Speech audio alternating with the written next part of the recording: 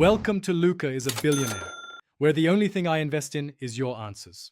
You begin by assessing the slime. Feel whether it's brittle, rubbery, or dry. Once done, place a small portion in a bowl and add 1/2 teaspoon warm water. This reintroduces moisture and loosens crosslinks. Then add a few drops of baby oil or 1/4 teaspoon glycerin to restore elasticity, stirring gently.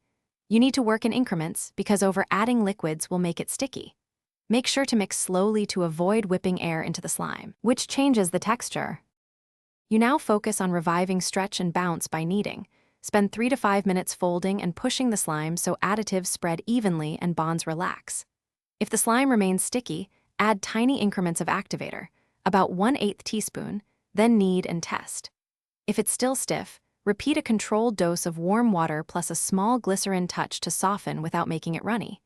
You should alternate kneading and testing until you achieve a smooth, elastic feel. This rhythm reestablishes proper polymer alignment.